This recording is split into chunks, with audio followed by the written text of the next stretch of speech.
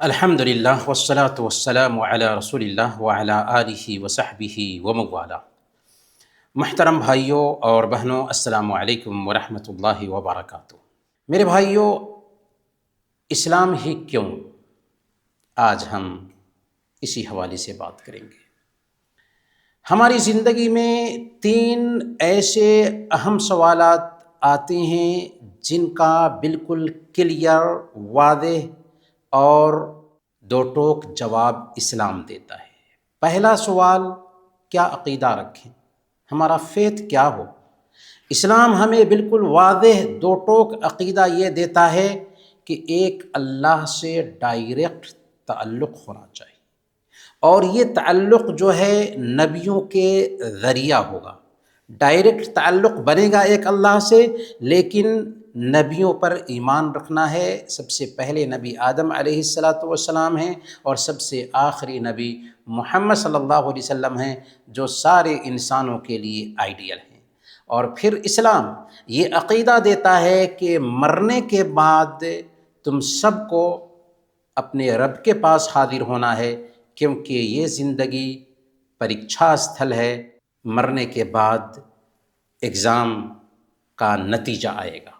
اگر اچھا کام کیا تو جنت ملے گی، جس میں ہر طرح کا سکون ہے، ہر طرح کی نعمت ہے۔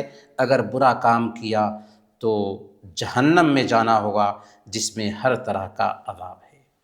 دوسرے نمبر پر اسلام ہمارے ذہن میں یہ جو سوال پیدا ہوتا ہے کہ کیسے جئیں، اس کا بھی بالکل واضح اور کلیئر جواب دیتا ہے کہ زندگی کا مقصد صرف کھانا پینا نہیں ہے کہ کھائیں پئیں موج مستی کریں اور دنیا سے گزر جائیں۔ نہیں، زندگی گیم نہیں ہے، بلکہ زندگی اس لیے دی گئی ہے تاکہ اس میں رب کی مانیں۔ جیسے ایک ملک کا ایک سنویدھان ہوتا ہے، ویسے ہی اوپر والے رب نے سارے انسانوں کے لیے ایک سنویدھان اتارا ہے۔ اسی سنویدھان کو اپنانا دراصل رب کو ماننا ہے، اور اس سنویدھان کو پیش کرنے والے سب سے آخری نبی محمد صلی اللہ علیہ وسلم ہیں، جو ہم سب کے لیے آئیڈیل ہیں۔ تو صبح سے لے کر کے شام تک ایک مسلمان کے لیے ضروری ہو جاتا ہے کہ وہ انہی کے طریقے کو فالو کرتے ہوئے رب کے اس قانون کو فالو کرے۔ پھر تیسرا سوال جو ایک انسان کے ذہن میں پیدا ہوتا ہے کہ لوگوں کے ساتھ کیسا معاملہ کرے، تو اسلام سب سے بڑھ کر کے انسانوں کے ساتھ اچھا معاملہ کرنے پر ابھارتا ہے، کیونکہ اسلام میں کیریکٹر کی بڑی اہمیت ہے، اور اسی طریقے سے اسلام میں معاملات کی بڑی اہمیت ہے۔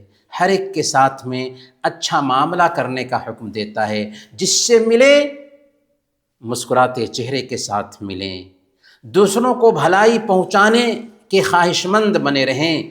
اگر دوسرے ہم کو تکلیف پہنچاتے ہیں تو اسے برداشت کر لیں۔ یہ ہے اسلام کا پیارا سا رول اور طریقہ۔ اسلام ایک ویشوک سنویدھان ہے، پوری انسانیت کے لیے آنے والا قانون ہے۔ اسی لیے قرآن کہتا ہے، سورہ آل عمران آیت نمبر 19، ان الدین عند اللہ الاسلام، اللہ کی نظر میں سچا دین صرف اسلام ہے۔ قرآن کہتا ہے سورہ آل عمران آیت نمبر 85، وَمَن يَبْتَغِ غَيْرَ الْإِسْلَامِ دِينًا فَلَن يُقْبَلَ مِنْهُ وَهُوَ فِي الْآخِرَةِ مِنَ الْخَاسِرِينَ۔ جو کوئی اسلام کے علاوہ کسی اور دین کو اپنائے گا وہ اس سے قبول نہیں کیا جائے گا، اور وہ مرنے کے بعد گھاٹا اٹھانے والوں میں سے ہوگا۔ قرآن صرف مسلمانوں کے لیے نہیں ہے۔ قرآن نے کہا سورہ بقرہ آیت نمبر 185، ھدی للناس، سارے انسانوں کے لیے قرآن ہدایت ہے۔ قرآن نے کہا سورہ یوسف آیت نمبر 104، ان هو الا ذکر للعالمین، قرآن مارگدرشن ہے سارے انسانوں کے لیے۔ اور قرآن نے کہا محمد صلی اللہ علیہ وسلم کے بارے میں سورہ سبا آیت نمبر 28، وما ارسلناک الا کافۃ للناس بشیرا ونذیرا، کہ اے محمد ہم نے آپ کو تمام انسانوں کے لیے ڈرانے والا اور شبھ سوچنا سنانے والا بنا کر بھیجا ہے، ولکن اکثر الناس لا يعلمون، لیکن اکثر لوگ جانتے نہیں ہیں کہ محمد صلی اللہ علیہ وسلم وشو نائک ہیں، سارے انسانوں کے لیے نبی اور رسول بن کر آئے ہیں۔ اس لیے محمد محمد صلی اللہ علیہ وسلم نے کہا والذی نفسی بیدہ لا یسمع بی احد من هذه الامہ یہودی ولا نصرانی ثم یموت ولم یؤمن بالذی ارسلت بہ الا کان من اصحاب النار، قسم ہے اس ذات کی جس کے ہاتھ میں میری جان ہے، جو کوئی بھی اس امت کا چاہے وہ یہودی ہو یا عیسائی ہو میرے پیغام کے بارے میں سنتا ہے اور مجھ پر ایمان لائے بغیر مر جاتا ہے تو وہ جہنم میں جائے گا۔ میرے بھائیوں، اسلام کی یہ بہت بڑی خوبی ہے کہ اسلام اس وقت بھی بہت تیزی سے پھیلا ہے جب کہ مسلمان کمزور تھے، مسلمانوں پر حملہ کیا گیا، مسلمانوں کو دبایا گیا، مسلمانوں کو غلام بنایا گیا اور اسلام کو مٹانے کی کوشش کی گئی، لیکن یہ دین کسی انسان کا بنایا ہوا دین نہیں ہے، یہ دین اس اوپر والے رب کا بنایا ہوا ہے جس نے پورے برہمانڈ کو سجایا ہے۔ اس لیے یہ دین مٹنے کے لیے نہیں آیا ہے بلکہ یہ دین پوری دنیا میں پھیلنے کے لیے آیا ہے۔ هو الذي ارسل رسوله بالهدى ودين الحق ليظهره على الدين كله، وہی وہ اللہ ہے جس نے اپنے رسول کو ہدایت اور سچے دین کے ساتھ بھیجا تاکہ تمام ادیان پر اسے غالب کر دے۔ اسی لیے مثال کے طور پر آپ دیکھیے اتہاس میں تاتاریوں نے جب بغداد پر حملہ کیا تو اس کی اینٹ سے اینٹ بجا دی تھی، یہاں تک کہ بڑی تعداد میں مسلمانوں کو قتل کیا، 18 لاکھ مسلمانوں کا خون بہایا۔ اس وقت مسلمان ایسے ہو گئے تھے کہ ایک تاتاری عورت اگر کسی مسلمان کو دیکھتی تو کہتی کہ ابھی انتظار کرو، میں تلوار لے کر کے آتی ہوں، تیرا سر کاٹوں گی۔ وہ انتظار کرتا سہما ہوا اور وہ عورت تلوار لے کر آتی اور اس کا سر کاٹ دیتی تھی۔ ایسی کیفیت سے مسلمان دوچار ہوئے تھے، لیکن وہی مسلمان جب تاتاریوں کے انڈر میں گئے، تاتاریوں نے ان کو غلام بنایا، لیکن مسلمانوں کے اندر دین تھا، مسلمانوں کے اندر اسلام تھا۔ پھر کیا ہوا؟ انہیں تاتاریوں نے دیکھا کہ اتنے اچھے لوگ ہیں، ان کا دین اتنا اچھا ہے، تو پھر یہ دین ایسا ہے کہ اسے قبول کرنا چاہیے۔ چنانچہ ان تاتاریوں نے سب کے سب نے اسلام قبول کر لیا۔ علامہ اقبال نے کہا تھا، ہے ایاں یورش تاتار کے افسانے سے، پاسباں مل گئے کعبہ کو صنم خانے سے۔ آج بھی امریکہ اور یورپ میں سب سے زیادہ پھیلنے والا اگر کوئی دھرم ہے تو اسلام ہے۔ کیوں؟ اس لیے کہ اسلام رب کا دین ہے، سب کا دین ہے۔ میرے بھائیوں، اسلام کی ایک دوسری خوبی یہ ہے کہ یہ دین انسان کے سوبھاؤ سے، انسان کی طبیعت سے لگتا ہوا دین ہے۔ اسلام سنیاس کا کھنڈن کرتا ہے، اسلام فطرت سے لگتا ہوا دین ہے۔ اسلام سنیاس اور بھوتکواد دونوں کے بیچ میل کرنے کی کوشش کرتا ہے۔ اسلام یہ کہتا ہے کہ سارے انسان پیدا ہوتے ہیں تو مسلمان ہی پیدا ہوتے ہیں۔ سورہ الروم آیت نمبر 30 پہ غور کیجیے، فطرت اللہ التی فطر الناس علیہا، یہ اللہ کا دین ہے جس پر اللہ نے انسان کو بنایا ہے۔ اور صحیح بخاری اور صحیح مسلم کی روایت میں محمد صلی اللہ علیہ وسلم جو الصادق المصدوق تھے، سب سے سچے تھے، سب سے زیادہ امانت دار انسان تھے، انہوں نے کہا ما من مولود الا یولد علی الفطرہ، ہر بچہ اسلام پر پیدا ہوتا ہے، اس کے ماں باپ اس کو یہودی بنا دیتے ہیں، عیسائی بنا دیتے ہیں یا مجوسی بنا دیتے ہیں، ایک دھرم کو ماننے والا بنا دیتے ہیں، کیونکہ بچہ دیکھتا ہے ماں باپ کو فالو کرتے ہوئے کسی دھرم کو تو اس کو فالو کرنے لگ جاتا ہے، لیکن وہ پیدا ہوا تھا تو مسلمان تھا۔ اسی لیے اسلام جو ہے اس بات کا کنڈم کرتا ہے کہ انسان دنیا تیاگ دے اور دنیا چھوڑ کر کے جنگلوں میں بسنے لگ جائے، سماج سے کٹ کر کے دینداری کے نام پر بیوی بچوں سے الگ ہو کر کے جنگلوں میں چلا جائے۔ اسلام اس سے منع کرتا ہے۔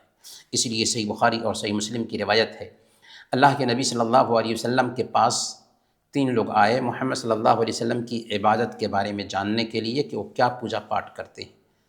محمد صلی اللہ علیہ وسلم گھر پر نہیں تھے تو ان کی بیویوں نے اللہ کے نبی صلی اللہ علیہ وسلم کے عمل کے بارے میں بتایا، تو حدیث میں آیا ہے فَكَأَنَّهُمْ تَقَالُّوهَا، گویا کہ انہوں نے اللہ کے نبی صلی اللہ علیہ وسلم کی اس عبادت کو معمولی سمجھا۔ پھر ان میں سے ایک نے کہا کہ ہم پوری رات نماز پڑھیں گے، دوسرے نے کہا کہ ہم ہمیشہ روزہ رکھیں گے، تیسرے نے کہا کہ ہم بال بچوں سے دور ہو جائیں گے اور اپنے آپ کو عبادت میں لگا دیں گے۔ اللہ کے نبی صلی اللہ علیہ وسلم آئے، سنا کہ ایسا ایسا کہہ کر کے لوگ گئے ہیں، تو آپ نے فرمایا انتم الذین قلتم کذا وکذا، کیا تم ہی لوگ ہو جنہوں نے ایسی ایسی باتیں کہی ہیں؟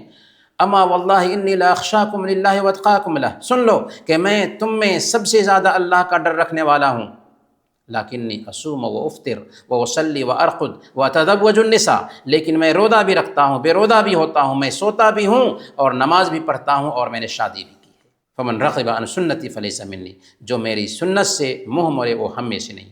کہنے کا مطلب یہ ہے کہ اسلام صاف ستھرا دین پیش کرتا ہے، جس میں دین بھی ہے، جس میں دنیا بھی ہے۔ اسلام ہمیں یہ نہیں کہتا کہ دھارمک انسان بننے کے لیے سماج سے کٹ جاؤ، جنگلوں میں چلے جاؤ، پریشرم کرو، نہیں، بلکہ اسلام ہمیں یہ کہتا ہے کہ سماج میں رہو، بیوی بچوں کا حق ادا کرو، ماں باپ کا حق ادا کرو، پڑوسیوں کا حق ادا کرو، اور ان سارے کاموں کو اسلام عبادت اور پوجا میں شامل کر دیتا ہے۔ یہاں تک کہ ہم کماتے ہیں، پیسے جمع کرتے ہیں، اپنے بچوں کو بھیجتے ہیں، ہمارے بچے پڑھائی کرتے ہیں، کھاتے پیتے ہیں، یہ خرچ بھی ہمارے لیے عبادت ہے، بلکہ جیسے ہم غریبوں پر خرچ کرتے ہیں ویسے ہی اللہ تعالیٰ اس اپنے بچوں کی دیکھ ریکھ کرنے پر بھی ہمیں ثواب دیتا ہے۔ بلکہ نبی صلی اللہ علیہ وسلم نے کہا اعظمها اجرا التی تنفقه علی اہلک، سب سے زیادہ ثواب تو اس پیسے پر ہے جو تم اپنے پریوار پر خرچ کرتے ہو۔ یہ ہے پیارا دین جو ہمیں دین اور دنیا دونوں کو بنا کر چلنے کی تاکید کرتا ہے۔ میرے بھائیو، اسلام کی ایک پیاری سی خوبی یہ ہے کہ اسلام صاف ستھرا عقیدہ پیش کرتا ہے۔ اللہ کو نہ تو تین میں کا ایک بتاتا ہے جیسا کہ عیسائیوں کا عقیدہ ہے، اور نہ ہی انسانی شکل میں مانتا ہے جیسا کہ بہت سارے لوگوں کا عقیدہ ہے، بلکہ اسلام یہ کہتا ہے کہ اللہ یکتا ہے، اللہ بے نیاز ہے، اس کے پاس ماں باپ نہیں، اس کے پاس اولاد نہیں، اس کو کسی چیز کی ضرورت نہیں پڑتی۔ اسی لیے سورہ الاخلاص کو پڑھیے، آیت الکرسی کو پڑھیے۔ سورہ الاخلاص میں اور آیت الکرسی میں اللہ تعالیٰ کے موٹے موٹے جو صفات ہیں وہ بیان کیے گئے ہیں، اللہ تعالیٰ کی ہمیں پہچان ہوگی۔ جب ایک بندہ اللہ کو مانتا ہے اور اللہ تعالیٰ پر وشواس رکھ لیتا ہے تو اس کا فائدہ کیا ہوتا ہے؟ سب سے پہلے اس کو من کی شانتی ملتی ہے، اس کو یہ احساس ہوتا ہے کہ ہم جس رب سے معاملہ کر رہے ہیں وہ سن رہا ہے، وہ دیکھ رہا ہے، وہ جان رہا ہے، وہ ہماری ایک ایک حرکت سے اوگت ہے، آگاہ ہے۔ اب وہ بند کمرے میں بھی ہوتا ہے تو اپنے آپ کو اکیلا نہیں سمجھتا۔ اور روزہ کا بھی مقصد یہی بتایا گیا ہے لعلکم تتقون، تاکہ تمہارے اندر تقوی پیدا ہو جائے۔ بندہ اکیلے میں ہوتا ہے، کھانے پینے کی چیزیں اس کے سامنے ہوتی ہیں لیکن وہ نہیں کھاتا پیتا، کیوں؟ اس لیے کہ اس کے اندر یہ احساس ہے کہ کوئی تو نہیں دیکھ رہا ہے، لیکن میں نے رب کے لیے روزہ رکھا ہے، وہ دیکھ رہا ہے، آخر میں کیسے کھا لوں، کیسے پی لوں۔ یہ احساس 1 مہینہ تک ایک انسان کے اندر پیدا کیا جاتا ہے تاکہ 11 مہینے کے لیے اس کی طبیعت ایسی ہو جائے کہ جہاں بھی رہے، جس جگہ بھی رہے، اس کے من میں یہ ہو کہ کوئی تو نہیں دیکھ رہا ہے لیکن میرا رب ہے جو مجھے دیکھ رہا ہے۔ اس کے فرشتے ہماری ایک ایک حرکت کو کیچ کر رہے ہیں، نوٹ کر رہے ہیں۔ اسی طریقے سے ہمارے انگ بھی کل قیامت کے دن گواہی دیں گے، یہاں تک کہ یہ دھرتی بھی کل قیامت کے دن ہمارے خلاف ہو جائے گی اگر ہم نے رب کے قانون کو فالو نہیں کیا تو سب سے پہلا فائدہ کیا ہوتا ہے ایک اللہ پر ایمان لانے کا؟ کہ من کو سکون ملتا ہے، من شانت ہو جاتا ہے۔ پانی کی مچھلی کو سکون کہاں ملتا ہے؟ پانی میں نا۔ دودھ پیتے بچے کو سکون کہاں ملتا ہے؟ ماں کی گود میں نا۔ بالکل ویسے ہی ہمارا رب جب اوپر والا ہے، جب ہم اس سے کٹتے ہیں نا تو در در کی ٹھوکریں کھاتے ہیں، یہاں گئے وہاں گئے وہاں گئے اور من کو شانتی نہیں مل رہی۔ لیکن جب ڈائریکٹ اوپر والے سے ہمارا سمبند بن جاتا ہے تو ایک سے سمبند بن گیا، ہمارا ذہن ایک بندو پر کیندرت ہو جاتا ہے۔ اور دوسرے نمبر پر زندگی میں جو پرابلمس پیدا ہوتے ہیں ان پرابلمس کا آسانی سے ہمارے پاس حل نکل جاتا ہے۔ ہم کیا سوچتے ہیں یہ جو پرابلم پیدا ہوا ہے یہ رب کی طرف سے آیا ہے اور جو ہمارا پیدا کرنے والا ہے، جو ہمیں پالنے والا ہے، وہ ہمارے بارے میں غلط فیصلہ نہیں کر سکتا، رب کا فیصلہ ہے۔ رب نے پرابلم پیدا کیا ہے تو یہ پرابلم بھی کچھ دنوں کے لیے ہے۔ ان مع العسر یسرا، ہر تنگی آسانی لے کر آتی ہے۔ تو ہم سمجھیں گے کہ یہ پرابلم رب کی طرف سے ہے اور رب ہمارے درجہ کو بلند کرنا چاہتا ہے، اونچا کرنا چاہتا ہے، اس لیے رب نے جب پرابلم لایا ہے تو ضرور اس میں فائدہ ہے، اگرچہ ظاہر میں نقصان دکھ رہا ہے۔ ہم تو سامنے کو دیکھ رہے ہیں نا، لیکن پیچھے کیا حکمت چھپی ہوئی ہے وہ ہمارا رب جان رہا ہوتا ہے۔ تو جب ہم یہ سمجھ لیتے ہیں کہ رب کا فیصلہ ہے تو اس تکلیف میں، اس پریشانی میں ہم اپنے آپ کو اکیلے نہیں سمجھتے، بلکہ ہم یہ سمجھتے ہیں کہ اس میں ہمارا رب ہمارا ساتھ دے رہا ہے اور وہ ہمارے ساتھ اچھا ہی کرنے والا ہے۔ من یرید اللہ بہ خیرا یصب منہ، اللہ تعالیٰ کسی بندے کے ساتھ اچھا معاملہ کرنا چاہتا ہے تو اس کو کس تکلیف میں پھنسا دیتا ہے۔ صحیح مسلم کی روایت ہے، اللہ کے نبی صلی اللہ علیہ وسلم نے بیان فرمایا کہ ایک مومن کی حالت کیا ہوتی ہے، عجبا لامر المؤمن، مومن کا معاملہ ہر حالت میں بہتر ہوتا ہے۔ اگر اسے خوشی ملے تو اللہ کا شکر ادا کرتا ہے، اگر غم لاحق ہو تو صبر کرتا ہے، اور خوشی اور غم ہر حالت میں اس کے لیے بہتری ہوتی۔ تو دیکھیں، زندگی میں جو پرابلم آیا، رب پر ایمان لانے کی وجہ سے وہ پرابلم بھی ہمارے لیے خوشی کا سامان بن جاتا ہے، یہ سوچ کر کے کہ اس پرابلم میں ہم اکیلے نہیں ہیں، ہمارا رب ہے جو ہمارے ساتھ اچھا کرنے والا ہے۔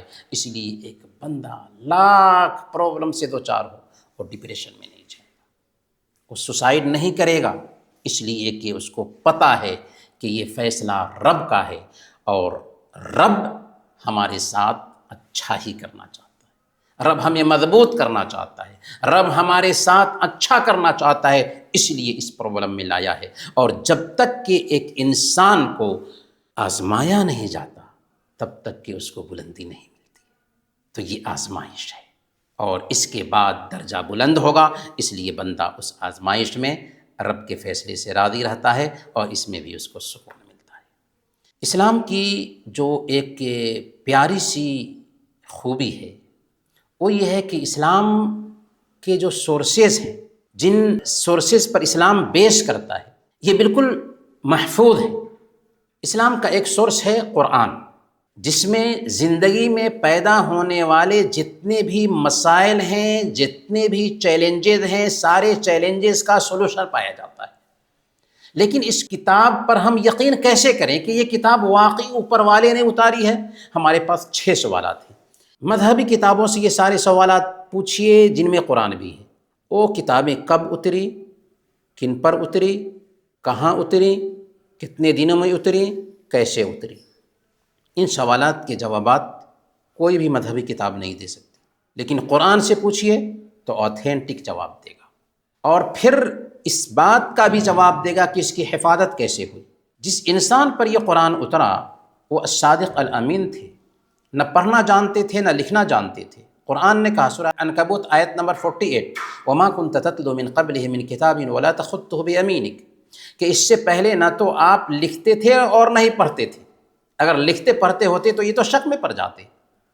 دوسرے نمبر پر قرآن کریم کے اسلوب پر غور کریں، اس کو پڑھنا آسان ہے، اس کو یاد کرنا آسان ہے، اس کو سمجھنا آسان ہے، لیکن اس کی شیلی میں ایک آیت بھی بنا پانا کسی کے بس کی بات نہیں۔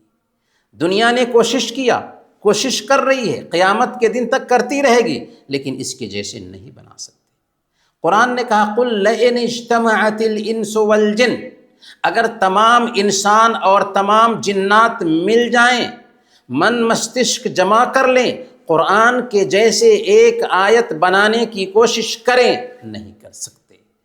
تو اس سے کیا پتہ چلتا ہے کہ قرآن جیسے اترا تھا ہو بہو آج محفوظ ہے۔ اور کیوں اوپر والے نے ایسا کیا؟ اس لیے کہ یہ کتاب صرف مسلمانوں کے لیے نہیں ہے، صرف کچھ وقتوں کے لیے نہیں ہے، بلکہ سارے انسانوں کے لیے ہے، اور قیامت کے دن تک باقی رہنے والی کتاب ہے، انسانوں کا مارگدرشن کرنے والی کتاب ہے۔ اس لیے اس کتاب کو سرکشت ہونا ضروری تھا۔ پھر محمد صلی اللہ علیہ وسلم کی باتوں اور قرآن کی شکچھاؤں میں ٹیلی کیجیے۔ دونوں میں آسمان اور زمین کا فرق پائیں گے۔ اس سے پتہ کیا چلتا ہے کہ قرآن محمد صلی اللہ علیہ وسلم کا بنایا ہوا نہیں۔ پھر محمد صلی اللہ علیہ وسلم کی زندگی کو پڑھ کے دیکھیے، پوری دنیا میں کوئی بھی ایسا آئیڈیل انسان نہیں ہے جو محمد صلی اللہ علیہ وسلم کا مقابلہ کر سکے۔ اسی لیے امریکہ سے ایک کتاب چھپتی ہے دی 100، جس میں کرسچن رائٹر 100 لوگوں کی زندگیاں جمع کرتا ہے جنہوں نے پوری دنیا پر اثر ڈالی تھی، لیکن تعجب کی بات یہ ہے کہ جیسس کو پہلے نمبر پر رکھنے کے بجائے محمد صلی اللہ علیہ وسلم کو پہلا نمبر دیتا ہے اور کہتا ہے کہ پوری دنیا میں محمد صلی اللہ علیہ وسلم ہی ایک ایسے انسان ہیں جو دنیاوی سطح پر بھی اور دینی سطح پر پورے طور پر کامیاب دکھائی دیتے ہیں۔ محمد صلی اللہ علیہ وسلم کی زندگی کا ایک ایک چھن محفوظ ہے۔ محمد صلی اللہ علیہ وسلم نے جو باتیں بولی تھی ان کو حدیث کہتے ہیں، جو قرآن کا ایکسپلین ہے، قرآن کی تشریح ہے۔ آپ دنگ رہ جائیں گے کہ اسلام نے صرف قرآن کی حفاظت کی بات نہیں کی، بلکہ محمد صلی اللہ علیہ وسلم نے جو باتیں بولی تھیں ان باتوں کو نقل کرنے والے جو محدثین ہیں، حدیث کو لکھنے والے ہیں، جب وہ لکھتے ہیں تو کیا کہتے ہیں کہ مجھ سے فلاں نے اور میرے استاد سے ان کے استاذ نے، ان کے استاد سے ان کے استاذ نے، ان کے استاد سے ان کے استاذ نے بیان کیا کہ محمد صلی اللہ علیہ وسلم نے ایسا ایسا کہا ہے۔ اس کو راوی کہتے ہیں، اور انہی کے زمانے کے لوگوں نے ان راویوں اس چین کی زندگیاں محفوظ کی، اور ہمارے پاس مسلمانوں کے پاس اسماء الرجال کا ایک فن ہے، ایک سبجیکٹ ہے جس میں 5 لاکھ لوگوں کی زندگیاں محفوظ کی گئی ہیں۔ لکھا گیا ہے اس میں کہ جو لوگ بھی محمد صلی اللہ علیہ وسلم کی باتیں نقل کرنے میں آتے ہیں ان کی زندگی کیسی تھی۔ اگر کوئی جھوٹ بولتا ہوا پایا گیا اس کی زندگی میں لکھ دیا گیا کہ یہ جھوٹا، اس کی یادداشت کمزور تھی، لکھ دیا گیا کہ اس کی یادداشت کمزور تھی۔ اسی لیے ایک جرمن ڈاکٹر اسپرینگر جو انگریزوں کے زمانے میں بنگال ایشیاٹک سوسائٹی کا سیکریٹری تھا، اس نے انگریزوں کے زمانے میں الاصابہ فی تمییز الصحابہ کتاب ہے ابن حجر کی، جسے انہوں نے چھاپا تھا کلکتہ سے۔ انگریزی ایڈیشن میں وہ لکھتا ہے اس کتاب کے انگریزی ایڈیشن میں کہ دنیا میں کوئی قوم ایسی نہ گزری ہے اور نہ آج موجود ہے جس نے مسلمانوں کی طرح اسماء الرجال کا مہان فن ایجاد کیا ہو، جس کی وجہ سے آج 5 لاکھ لوگوں کا حال معلوم ہو سکتا ہے۔ تو کہنے کا مطلب یہ ہے کہ اسلام بالکل محفوظ دین ہے۔ محمد صلی اللہ علیہ وسلم کی زندگی محفوظ ہے، محمد صلی اللہ علیہ وسلم نے جو کہا وہ محفوظ ہے، اور اللہ نے جو کتاب اتاری وہ محفوظ ہے۔ گویا کہ اسلام بالکل آتھینٹک دین ہے جسے آنکھ بند کر کے اس پہ عمل کیا جا سکتا ہے۔ میرے بھائیوں، اسلام کی ایک اہم بیوٹی، 5ویں جو بیوٹی ہے وہ یہ ہے کہ اسلام ایک ماڈرن اور اپ ٹو ڈیٹ دھرم ہے، بالکل ماڈرن ہے۔ ماڈرن اتنا کہ دنیا کی ساری ماڈرنٹی اسلام کی ماڈرنٹی کے سامنے میں فیل ہے، اور اپ ٹو ڈیٹ اتنا کہ اس دین کے کسی بھی قانون میں آپ کو ایکسپائری ڈیٹ نہیں ملے گا۔ دنیا میں جو مسائل پیدا ہوتے ہیں، نئے نئے چیلنجز، ان سارے چیلنجز کا اسلام بہتر سے بہتر سمادھان دیتا ہے، بہتر سے بہتر حل بتاتا ہے۔ ایک سنکٹ ہے دنیا میں غریبی، آج مالدار تر ہوتا جا رہا ہے، غریب تر ہوتا جا رہا ہے۔ یہ کس کا نتیجہ ہے؟ سوشلزم کا نتیجہ ہے۔ کیپٹلزم اور سوشلزم 2 نظام چل رہا ہے اس دنیا میں۔ کیپٹلزم کا نتیجہ ہے کہ مالدار تر ہوتا جا رہا، پونجیواد کا نتیجہ ہے کہ مالدار تر ہوتا جا رہا ہے اور غریب تر ہوتا جا رہا ہے۔ اسلام نے اس کے علاج کے لیے زکوٰۃ کا سسٹم دیا۔ زکوٰۃ کا سسٹم اگر کسی سماج میں لاگو ہو جاتا ہے تو اس سماج سے پورے طور پر غریبی مٹ جاتی ہے۔ اسی لیے اسلامی خلافت کے زمانے میں جب زکوٰۃ کے رول کو صحیح طریقے سے لاگو کیا گیا تھا تو وہاں کھوجنے سے بھی غریب نہیں ملتا تھا، یہاں تک کہ زکوٰۃ لے کر کے ایک آدمی جاتا تھا بیت المال میں تو بیت المال کے ذمہ داران کہتے تھے کہ جاؤ، ہمارے پاس رکھنے کے لیے جگہ نہیں ہے، جس کو چاہو دے دو۔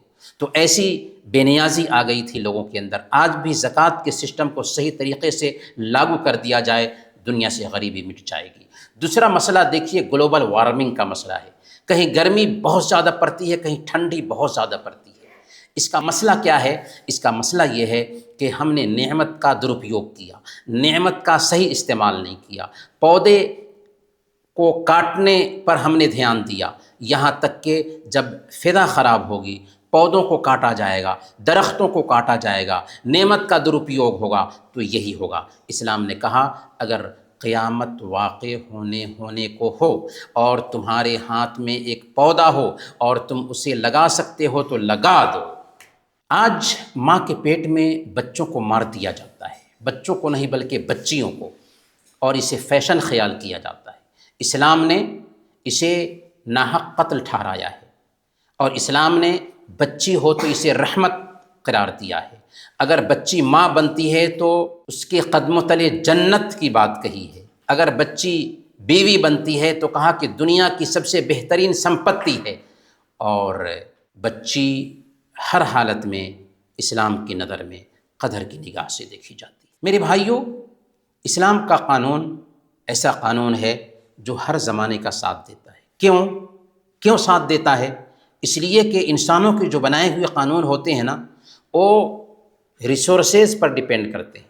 لائف اسٹائل کو دیکھ کر کے قانون بنایا جاتا ہے، اور لائف اسٹائل میں چینجنگ آتی ہے تو قانون آؤٹ آف ڈیٹ ہو جاتا ہے، اس لیے اس کے اندر چینجنگ لانے کی ضرورت ہوتی ہے۔ لیکن اسلام کا جو قانون ہے لائف اسٹائل پر ڈیپینڈ نہیں کرتا ہے۔ موٹے لفظوں میں آپ یہ سمجھیے کہ یہ فطرت پر بیس کرتا ہے، یہ نیچر پر بیس کرتا ہے، اور فطری چیزوں میں تبدیلی کی ضرورت نہیں ہوتی۔ فطری چیزوں میں تبدیلی کی ضرورت نہیں ہوتی۔ زمین میں چینجنگ کی بات کریں پاگل ہیں ہم، ہوا میں چینجنگ کی بات کریں پاگل ہیں ہم، پانی میں چینجنگ کی بات کریں پاگل ہیں ہم، ساگ سبزی میں چینجنگ کی بات کریں پاگل ہیں ہم۔ بالکل ویسے ہی اسلام فطرت پر بیس کرتا ہے، یہ توحید کی بات کرتا ہے، یہ رسالت کی بات کرتا ہے، یہ آخرت کی بات کرتا ہے، یہ شرک سے منع کرتا ہے، یہ کفر سے منع کرتا ہے، یہ مورتی پوجا سے منع کرتا ہے، یہ اچھے کاموں کا حکم دیتا ہے، یہ برے کاموں سے روکتا ہے، یہ اچھے اخلاق پر ابھارتا ہے، برے اخلاق سے روکتا ہے۔ تو یہ فطری چیزیں ہیں۔ فطری چیزوں کی ضرورت پہلے بھی تھی، آج بھی ہے، کل بھی رہے گی۔ میرے بھائیوں، اسلام کی ایک اہم خوبی یہ ہے کہ اسلام ہر طرح کے ذاتی واد اور رنگ و نسل کے فرق کو مٹاتا ہے۔ اسلام میں کہیں بھی آپ کو ذاتی واد نہیں ملے گا۔ اللہ تعالیٰ سورہ الحجرات میں بیان فرماتا ہے، یا ایھا الناس انا خلقناکم من ذکر وانثی وجعلناکم شعوبا وقبائل لتعارفوا ان اکرمکم عند اللہ اتقاکم۔ اے لوگو، میں نے تم سب کو ایک ماں باپ سے پیدا کیا ہے اور الگ الگ قبیلوں اور جماعتوں میں بانٹ دیا ہے تاکہ تم ایک دوسرے کو پہچان سکو، لیکن تم میں سب سے بہتر وہ ہے جو اللہ کا سب سے زیادہ ڈر رکھنے والا۔ مطلب کیا ہوا؟ مطلب یہ ہوا کہ اسلام میں کسی طرح سے بھید بھاؤ نہیں پایا جاتا۔ اگر کوئی آدمی صفائی کرمی کا بیٹا ہے تو صفائی کرمی کا بیٹا بھی کعبہ کا امام بن سکتا ہے اگر وہ اس قابل ہو تب۔ اسی لیے نماز میں سب لوگ ایک لائن میں کھڑے ہوتے ہیں، بادشاہ کے لیے الگ کرسی نہیں رکھی جاتی۔ روزہ سب لوگ ایک وقت میں شروع کرتے ہیں، مالدار ہو غریب ہو سب کو روزہ رکھنا ہے۔ ایسا نہیں کہ گروہوں کے لیے روزہ ہے اور عام لوگ روزہ نہیں رکھیں گے، سب کو روزہ رکھنا ہے۔ زکوٰۃ اگر فرض ہوتی ہے تو سب کو زکوٰۃ دینی ہے۔ حج اگر فرض ہوتا ہے تو سب کو حج کرنا ہے۔ اور پھر حج میں آپ دیکھیں گے کہ ہر طرح کے رنگ و نسل کا بالکل کھنڈن ہوتا ہے۔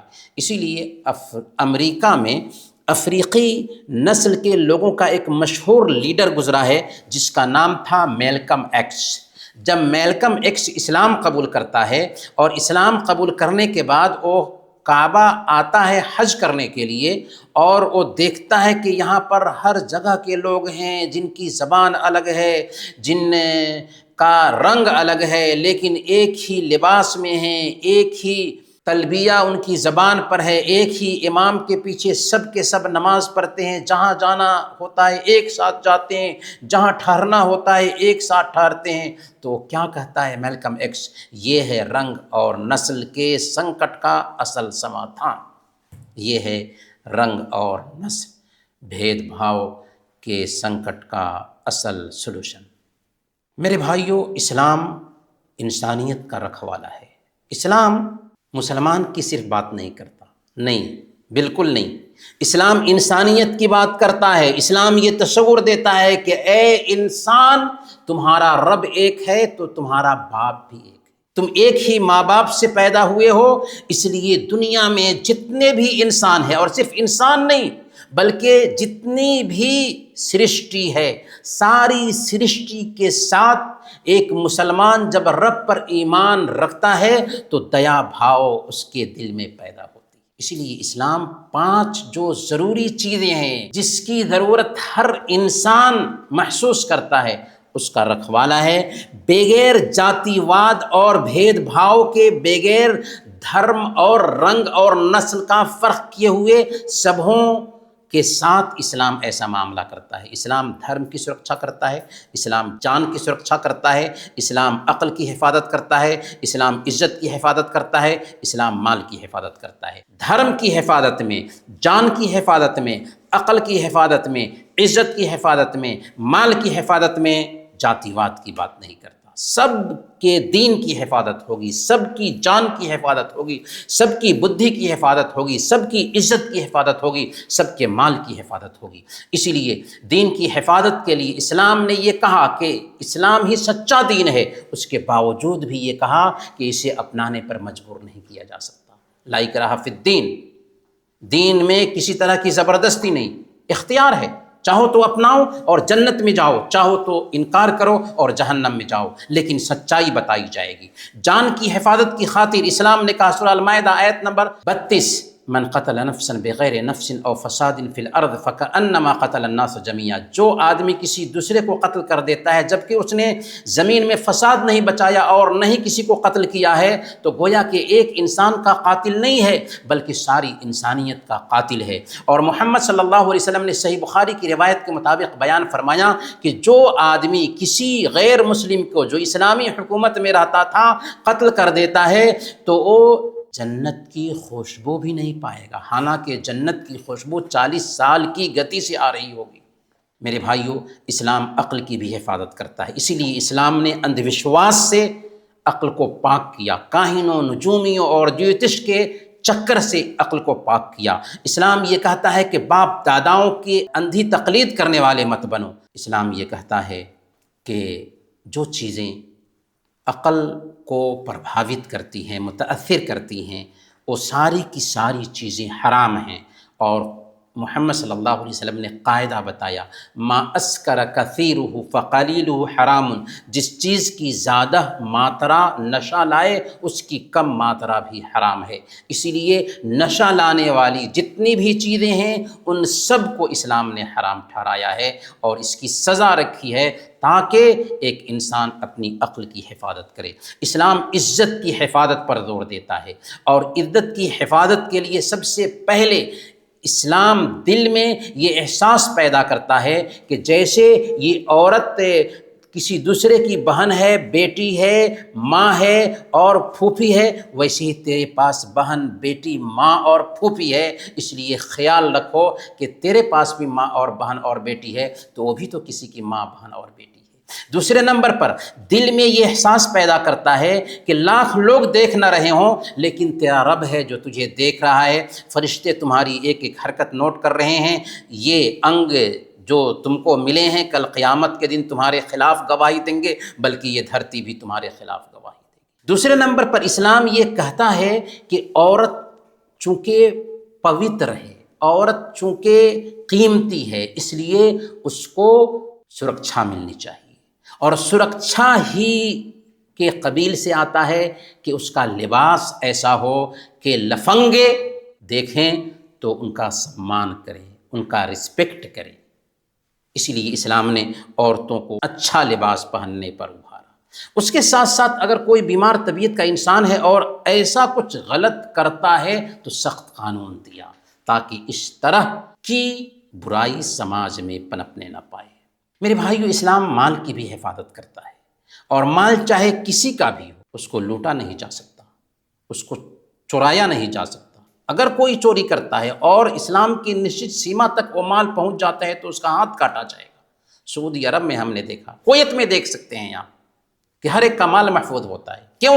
قانون کی بالادستی ہے۔ تو جب قانون اسلامی قانون ہوتا ہے تو وہاں پر عجیب طریقے سے ایک انسان ڈرتا ہے کہ ایسا نہ ہو کہ ہمارا بھی ہاتھ کاٹ لیا جائے، اور اس طرح سب کا مال محفوظ ہوتا ہے، سب کی عزت محفوظ ہوتی ہے، سب کی چیز محفوظ ہوتی ہے۔ یہ اسلامی قانون کا اثر۔